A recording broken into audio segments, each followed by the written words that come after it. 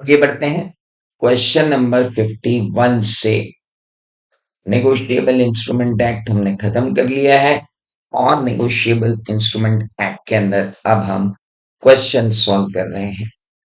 सचिन ने 1,000 kilo rice Saurabh से लिए 1,50,000 के on 3 months credit. For this purpose, Sachin issued a promissory note to Saurabh on the same date, payable after 3 months. On the date of maturity, the promissory note was dishonored. Saurabh filed suit for recovery of the amount plus fees of the advance paid by him for defending the suit. Referring to the provisions of Negotiable Instrument Act 1881, what amount could be recovered by Saurabh from Sachin? चलिए, सबसे last point हमने जो पढ़ा था that was about compensation. सबसे last point जो हमने पढ़ा था वो क्या पढ़ा था? That was about compensation. वो था कंपनसेशन के बारे में। तो अब मुझे ये बताया जाए कि कंपनसेशन क्या मिलना चाहिए। That is most important point कि कंपनसेशन क्या मिले। तो बताइए जरा, कंपनसेशन क्या मिलेगा? व्हाट काइंड ऑफ कंपनसेशन मिलेगा? पहली बात तो कंपनसेशन में मिलेगा amount due upon the bill. सबसे पहला तो जो अमाउंट आपको ड्यू है वो आपको मिलेगा। नो प्रॉब्लम इन दैट कि वो अमाउंट जो आपका ड्यू है वो अमाउंट आपको मिलेगा। दूसरा दूसरा अगर प्लेस ऑफ रेसिडेंस अलग है और एक्सचेंज डिफरेंसेस आते हैं तो एक्सचेंज डिफरेंसेस मिलेंगे। उसके बाद 18% पर एनम का उस पर क्या मिलेगा? इंटरेस्ट। तो सौरभ को क्या क्या राइट मिलेगा? Price of the rice. अच्छा, क्या फीस ऑफ एडवोकेट वो ले सकता है?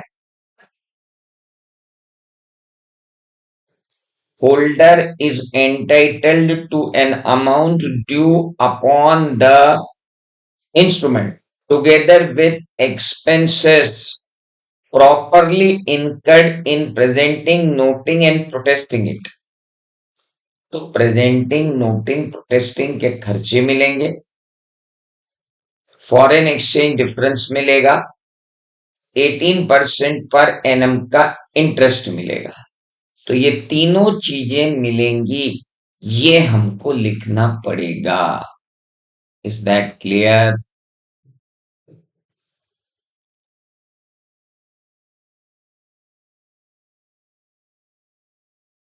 क्या क्या मिलेगा? अपने चार्ट में लिखा था 3 चीजें मिलेंगी।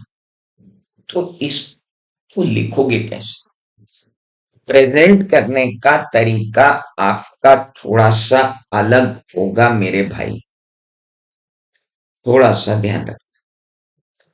प्रेजेंटेशन बहुत ही इंपॉर्टेंट रोल प्ले करता है भाई साहब, बहुत ज्यादा इंपॉर्टेंट रोल प्ले करता है।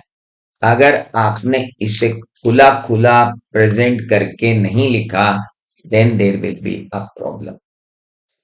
सेक्शन याद आती है तो ठीक है, और सेक्शन याद नहीं आती है तो साफ लिख दीजिए according to negotiable instrument act.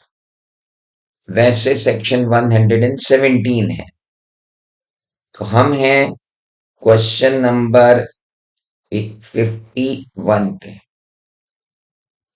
और क्या लिखेंगे? टाइमर ऑन करो। According to section 117 of Negotiable Instrument Act,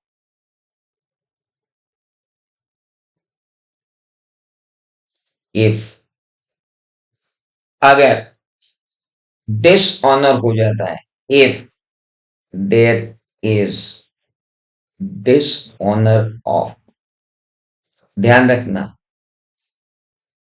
promissory note एक, बिल ऑफ एक्सचेंज दो, एंड चेक तीन। तीनों लिखना जरूरी है। भले ही पूछा एक है, लेकिन लिखेंगे अपन तीनों, क्योंकि एक्ट की लैंग्वेज में तीनों हैं। अगर आपने तीनों नहीं लिखे तो आपके नंबर कट सकते हैं, क्योंकि आप बेयर एक्ट की लैंग्वेज नहीं लिख रहे हो। फिर आप है ना एक सिंपल सा आंसर लिख रहे हो और कर दो कर दो कर दो, ऐसा नहीं होता।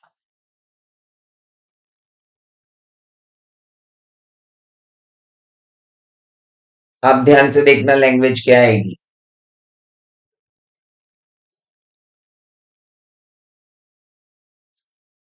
The party liable to holder, जो प्रेजेंट कर रहा है वो कौन है? होल्डर है। और endorsee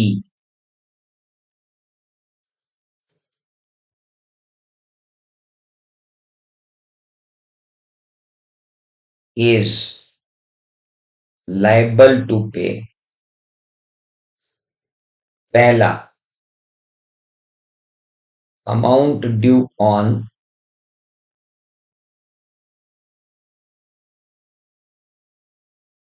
bill of exchange,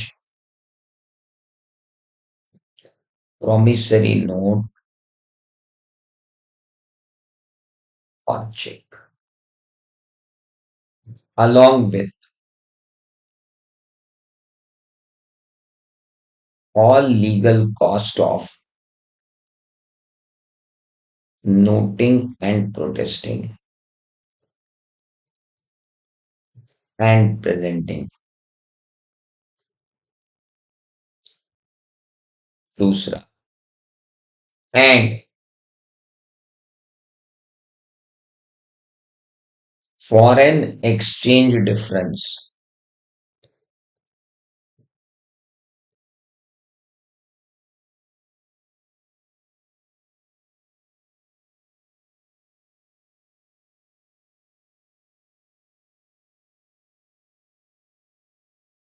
if any। और तीसरा,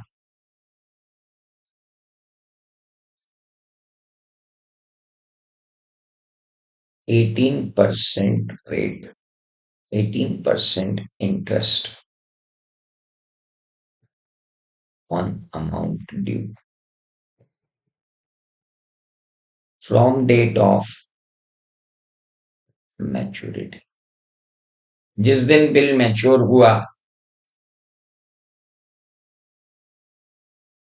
या फ्रॉम डेट ऑफ मैच्योरिटी के बजाय from date of due date, from due from due date, इतना बहुत है, बहुत क्लियर है। until टेंडर ऑफ मनी,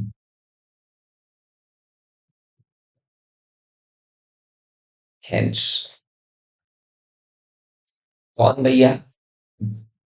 क्या नाम है उसका? Saurabh. Sachin issued promissory note to Saurabh, हाँ तो हेंस सचिन, सौरभ को क्या क्या मिलेगा? Hence Saurabh will receive amount of promissory note,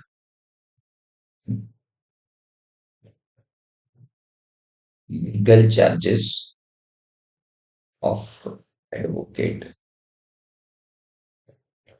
and 18% interest। Finish. Babu, presentation में मैंने आपको क्या सिखाया? चाहे क्वेश्चन से प्रॉमिसरी नोट का है, जब भी प्रोविजन लिखेंगे तीनों लिखेंगे। हाँ, कंक्लूजन में सिर्फ क्या लिखेंगे? प्रॉमिसरी। आज क्या सीखा? नेगोशिएबल इंस्ट्रूमेंट एक्ट के क्वेश्चन में जितने भी प्रोविजन हैं वो सब नेगोशिएबल इंस्ट्रूमेंट्स के ऊपर अप्लीकेबल है सारे। खाली तुम्हारे क्वेश्चन में पूछे गए पे नहीं, सभी पे, सभी पे। देखो बेटा, 3 नंबर का क्वेश्चन हो तो कोरिलेशन लिखना जरूरी नहीं है, 5 नंबर का क्वेश्चन हो तो कोरिलेशन लिखना। 3 नंबर के क्वेश्चन में कोरिलेशन मत लिखना, 5 नंबर का क्वेश्चन हो तो कोरिलेशन लिख देना। Is that clear?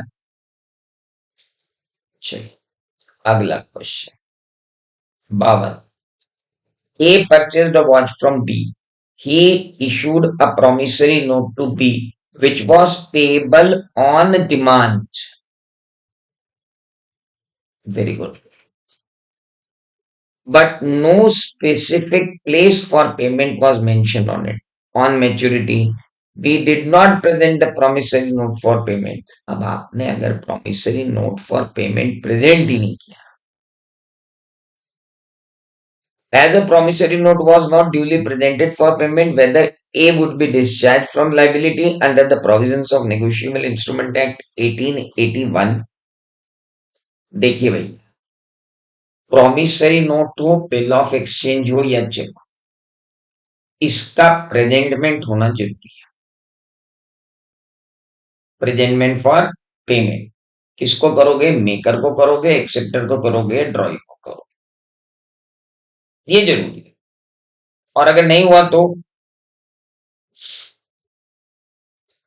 अगर promissory note payable on demand है and not payable at specified place है, वहां प्रेजेंटमेंट जरूरी नहीं है, ये कल अपने पढ़ा।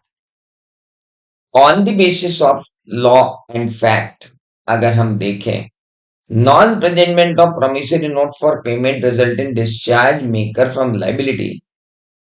अब इंपॉर्टेंट ये है कि क्या यहां पर प्रोमिसरी नोट क्या था? A purchased a watch from B.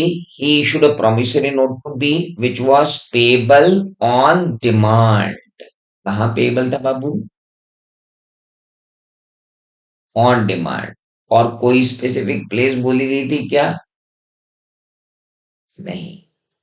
अगर promissory note payable on demand हो और कोई भी स्पेसिफिक प्लेस नहीं बोली गई हो तो प्रेजेंटमेंट फॉर पेमेंट को एग्जम्प्ट किया जाता है।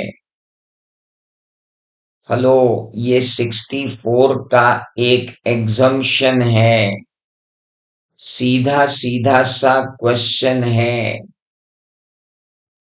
तो कंक्लूजन ये है कि ए डिस्चार्ज नहीं होगा लाइबिलिटी से अगर ये non payment by B as a promissory note was payable on demand and no specific place for payment was mentioned.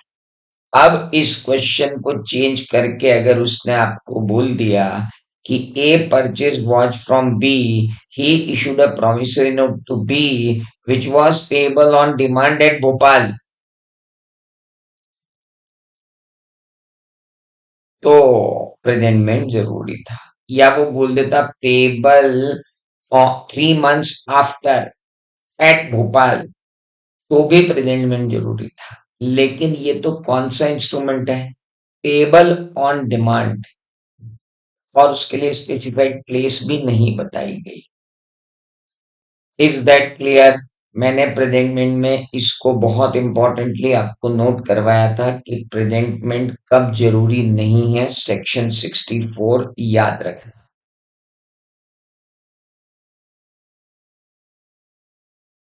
Is that clear everyone? लेकिन यहाँ पर लिखने का तरीका फिर से बहुत महत्वपूर्ण रोल प्ले करता है। कहने को लगता है कि बात छोटी सी है, लेकिन बढ़िया लगे। अकॉर्डिंग टू सेक्शन 64 याद आती है तो ठीक, नहीं तो लिख दोगे according to the provisions of negotiable instrument act. Negotiable instrument act 1881, bill of exchange promissory note and check are required to be presented for payment. If not presented, if not presented, drawer, acceptor, if not presented, drawer, acceptor, maker, sorry, drawee or acceptor and maker are discharged from liability in that instrument.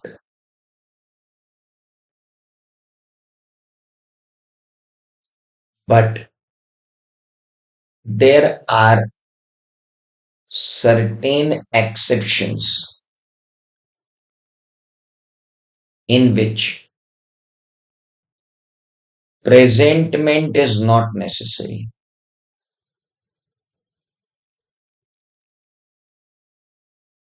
One of them is when promissory note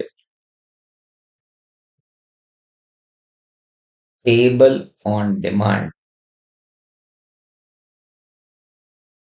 and no place of presentment is mentioned. मैं आपको 10 लाख रुपए देने का वचन देता हूं, ना date लिखी, ना प्लेस लिखी, ना टाइम लिखा, तो बाबू मैं प्रेजेंट करने कहाँ हूं? पहले का जमाना है, फोन थोड़ी लगा सकते थे कि मोबाइल लगा दिया, भैया आ जाऊं क्या लेने। आप इसको है ना ऐसे सोचो कि भाई मोबाइल तो थे ही नहीं, चिट्ठियां चलती थी, 3 दिन में तो पहुंचती थी। अब तुमने एक प्रोमिसरी नोट साइन करके दे दिया कि मैं असीम त्रिवेदी आपको 10 लाख रुपए देने का वचन देता हूं, तो भाई कहाँ, कब, मैं कहाँ हूं, बताओ तो सही मुझे कहाँ आना है। और अगर नहीं बताया मतलब तुम खुद देने आओगे,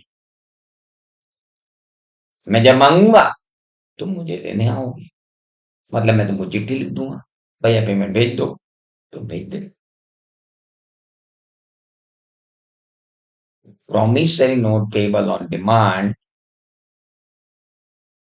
and place is not mentioned. No presentment is necessary. इसके बाद कंक्लूजन लिख देंगे। Hence, in the book.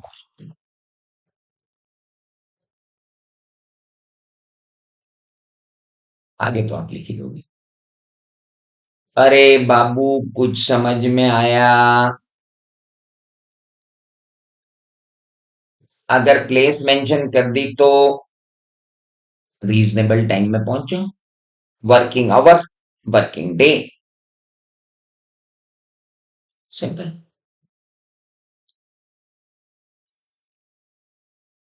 आगे बढ़े, चलिए अगला क्वेश्चन तो घटिया है।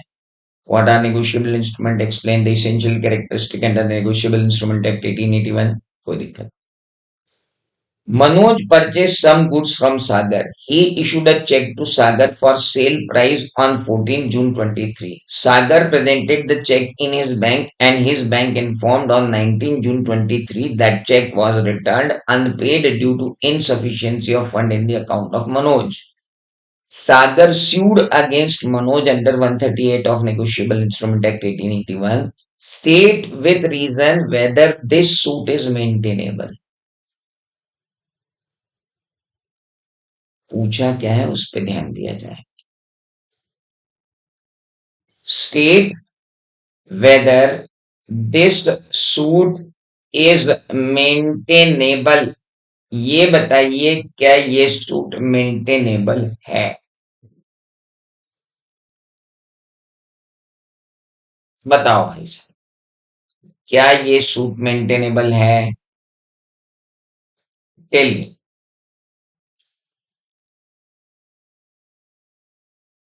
और है तो कब है? वो भी बताओ। है तो कब है? वो भी बताओ। पहले तो आएगी according to section 138 of negotiable instrument act. If a cheque, अब यहां मत लिख देना cheque bill of exchange negotiable instrument. ओ अंकल, ये चेक की है, 138 सिर्फ चेक पे लगती है ना? आंटी अंकलों, समझ लेना जरा, नहीं तो पता चला कि उल्टा सीधा फिर लिख गए। ये सिर्फ किसकी है? चेक की है। हाँ, यहाँ मत लिख देना, और आपने तो बोला था कि तीनों लिखना। बे तांगे के घोड़े, तेरे को मैं रेस का घोड़ा बनाने जा रहा हूँ, खच्चर। 138 सिर्फ चेक पर लगती है, ध्यान रखा जाए। By virtue of Section 138 of Negotiable Instrument Act 1881, sir लिख सकते हैं, by virtue भी लिख सकते हैं। If a check is issued for discharge of a liability, is returned due to insufficiency of fund, such person is shall deemed to be guilty of offense under Section 138 and will be punished with an imprisonment of 2 years along with double the amount of the check. However, following conditions are required for the same. First, check has been presented to bank before its expiry, that is 3 months.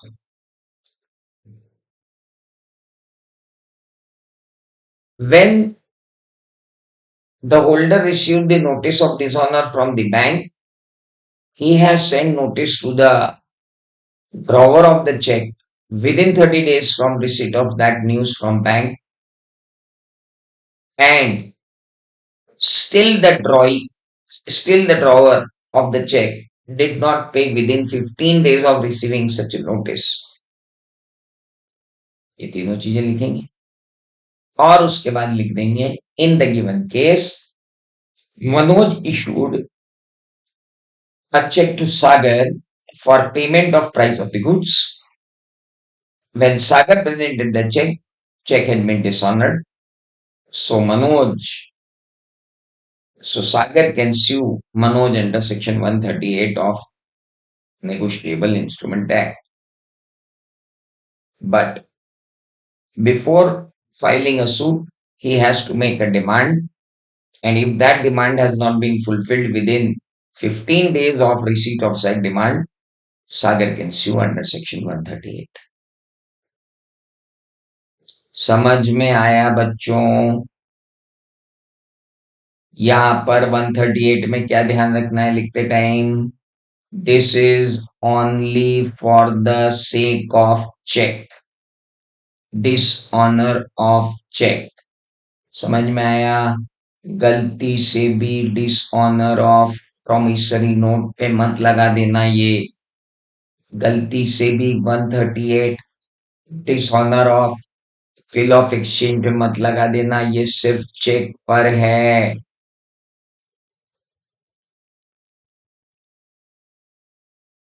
लिखोगे कैसे? लिखोगे कैसे? That is most important. According to Section 138 of Negotiable Instrument Act 1881, if a check which is issued by drawer to discharge his liability returned from bank or dishonored due to insufficiency of fund, the holder of the check can sue for double the amount of check and penalty of imprisonment to the another person who has drawn the check and his check has been returned due to insufficiency of fund, provided such a check has been presented by the holder before the expiry of the check. Second, he had given notice of such dishonor to the drawer, and even after receiving such notice of dishonor, drawer did not pay within 15 days. He can sue under section 138. इतना लिखना है आपने.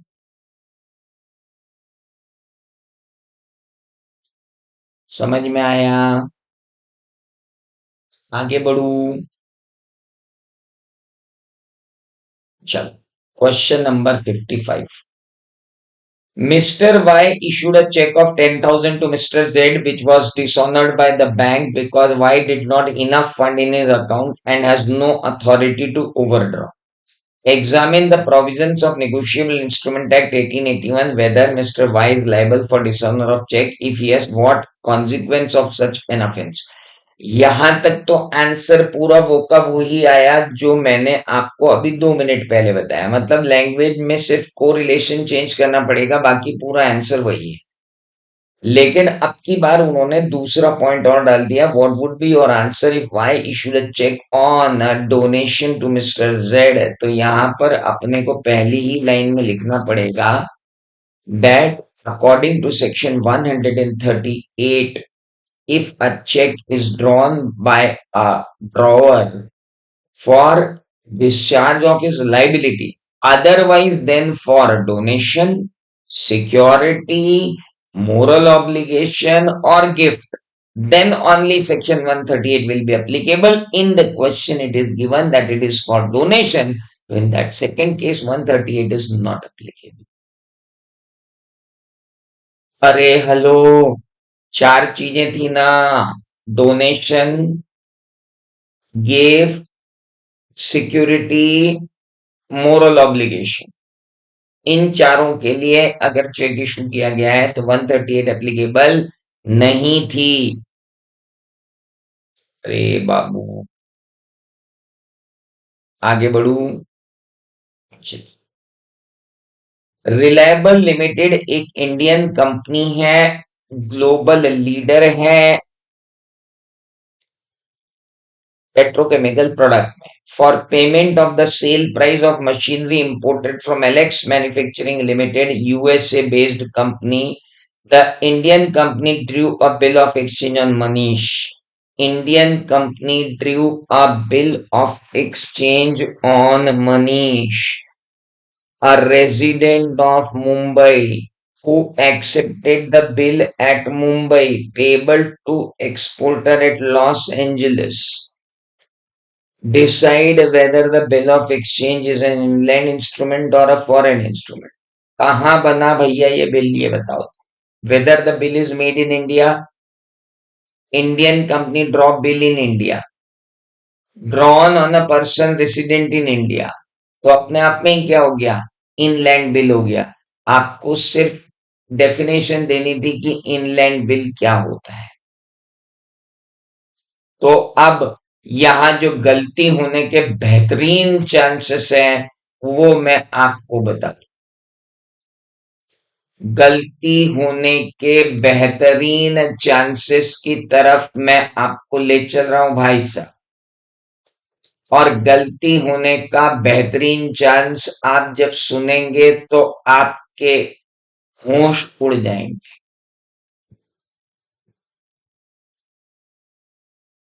और गलती होने का जो बेहतरीन चांस है वो क्या है? आपको जो डेफिनेशन दी गई थी वो फॉरेन इंस्ट्रूमेंट की दी गई थी कि इनलैंड इंस्ट्रूमेंट की दी गई थी?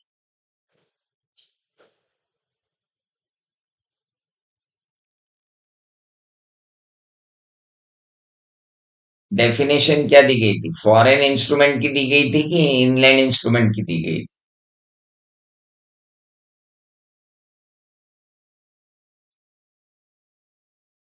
यहां गड़बड़ हो जाती है. आप अपने चार्ट में देखो, क्या बोला गया था? Inland instrument is an instrument which is not foreign instrument, और foreign instrument is an instrument which is not an inland instrument. कौन सी डेफिनेशन सही दी गई थी?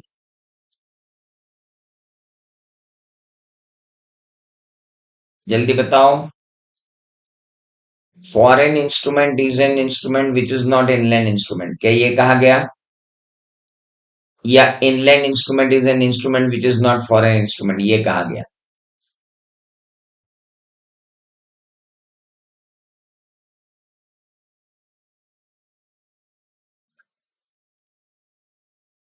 Section 11 of the Negotiable Instrument Act 1881.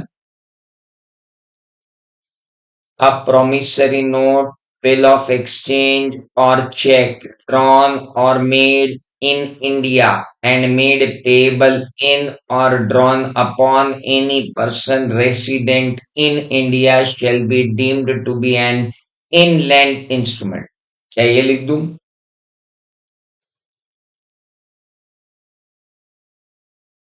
लिख दूं ना ये पूरा का पूरा? हाँ, पर ये लिखूं कैसे? मुझे तो लिखते ही नहीं आता सर। मैं तो फॉरेन इंस्ट्रूमेंट को डिफाइन कैसे करूं? मेरी तो समझ में ही नहीं आ रही सर। तुम हो निहायत गधे। तुमको लिखना है according to section 11 of negotiable instrument act 1881। अब फिर से तीनों नाम लिखना है बेटा। अ promissory note, bill of exchange, or check which is drawn in India। और गलती होती है कहाँ? यहां पर हम एंड लगाना भूल जाते हैं। And drawn upon a person resident in India। और फिर एक बेवकूफी होती है, हम यहाँ पर और लगाना भूल जाते हैं। और अ पर्सन, और payable to a person.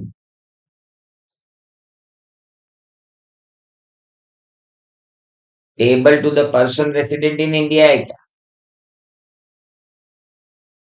Made in India and payable in India. हाँ, payable to person in India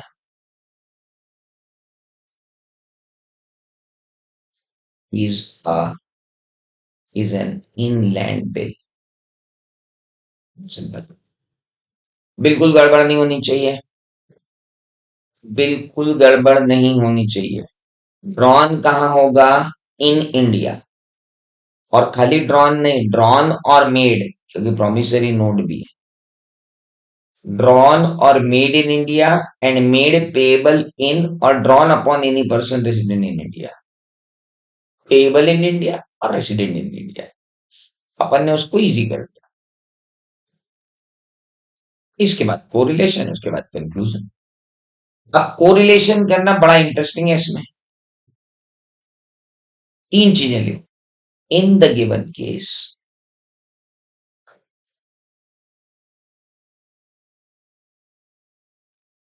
bill is drawn in India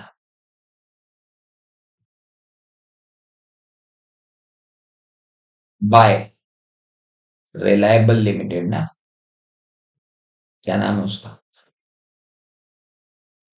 and it is accepted in India। ये इंडिया में एक्सेप्ट भी हो चुका है।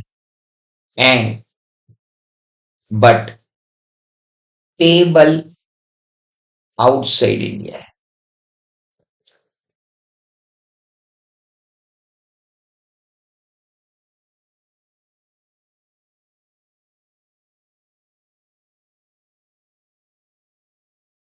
Hence it is inland bill. यहाँ पर ये जो एंड और है ना बेटा, इन पे नंबर कट जाएंगे आपके। आप समझ रहे हो मेरी बात? नंबर कहाँ कटेंगे?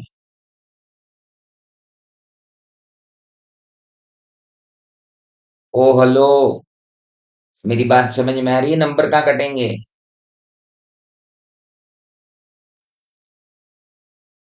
एंड और पे ध्यान रखना लिखते समय, पागलपन बिल्कुल नहीं, ढंग से। चलिए अगली बात।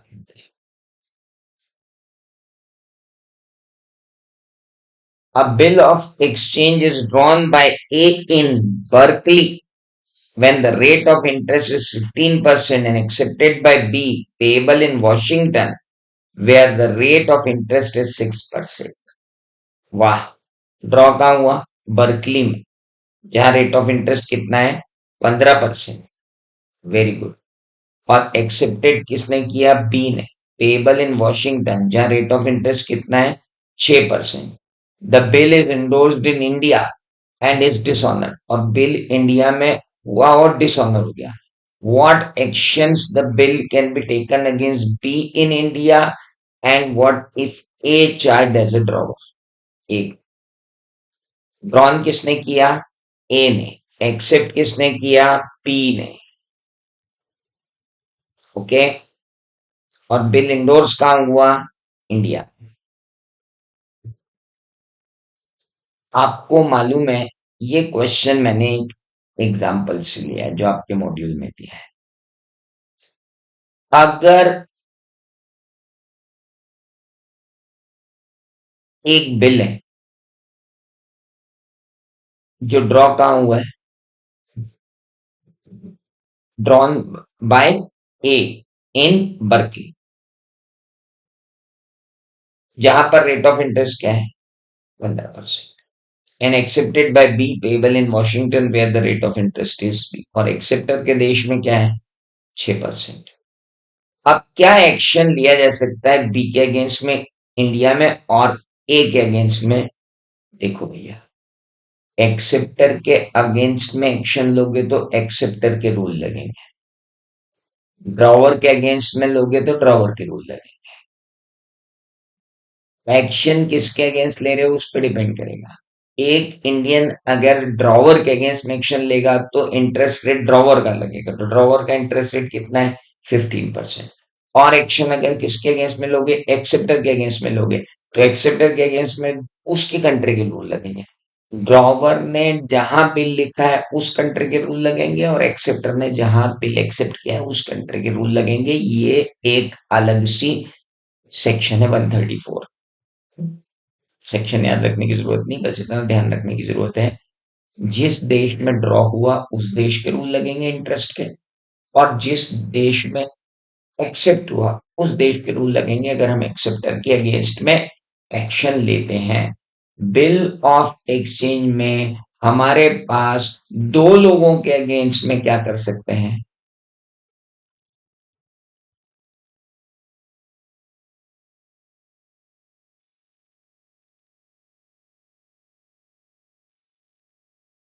समझ में आया?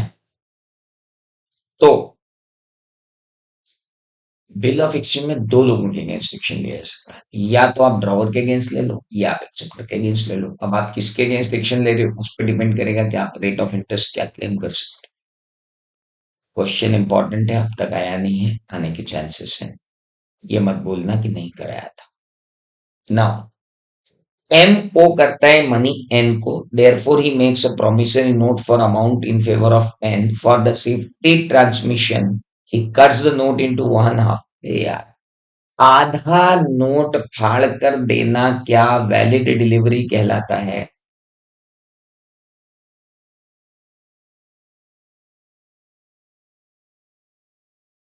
आधा नोट फाड़ के देना क्या वैलिड डिलीवरी कहलाता है? नहीं। तो जब ये वैलिड डिलीवरी ही नहीं है तो निगोशिएशन ही नहीं हुआ है। और जब नेगोशिएशन ही नहीं हुआ है तो कोई पार्टी किसी से क्लेम नहीं कर सकती। कोई पार्टी किसी से क्लेम नहीं कर सकती। Question number 59। रामा ने एक प्रॉमिसरी नोट एग्जीक्यूट किया और उसमें लिखा आई प्रॉमिस टू पे सम ऑफ 10,000 आफ्टर 3 मंथ्स। अबे किसको? बेरर इशू कर दिया। क्या बेरर प्रॉमिसरी नोट इशू कर सकते हैं आरबीआई के हिसाब से?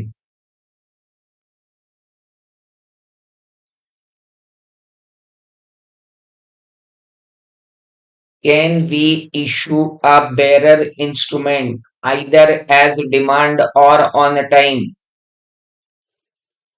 क्या हम बेरर प्रॉमिसरी नोट इशू कर सकते हैं चाहे डिमांड पे हो चाहे टाइम पर हो? नो, आरबीआई ने मना कर रखा है। आप बिल्कुल भी नहीं कर सकते हो। क्या? इशू एक बेरर इंस्ट्रूमेंट। कौन सा instrument? Promissory note. Promissory note can not be payable.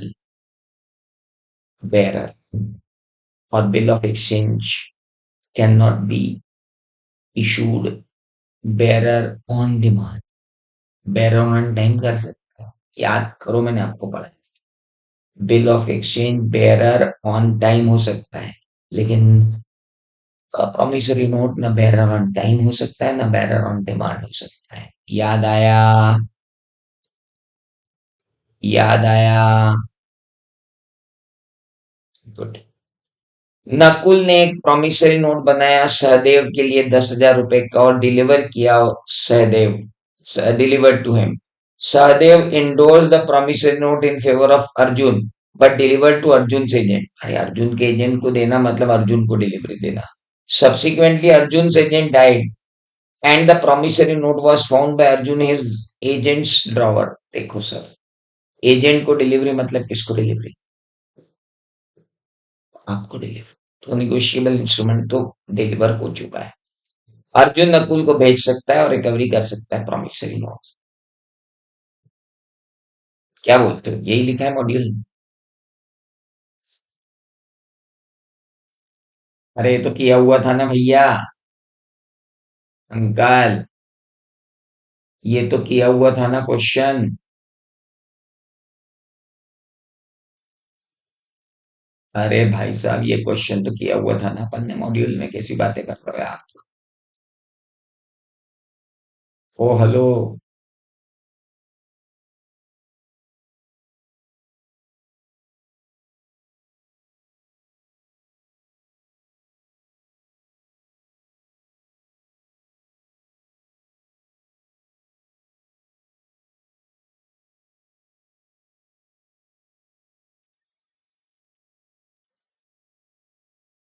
अब आते हैं